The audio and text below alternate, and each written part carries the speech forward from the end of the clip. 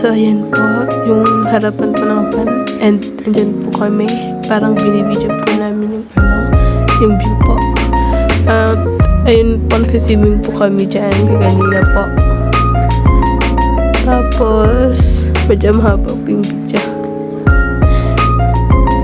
Ayun po yung mga tao, nag-enjoy po sila.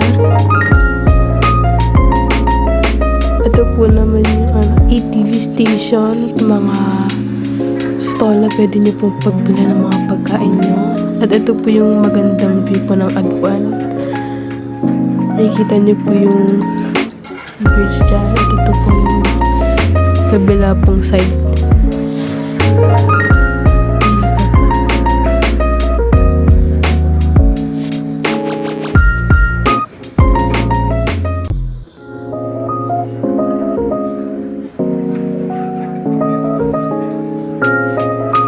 Hindi po namin na-video yung nung kumain kami.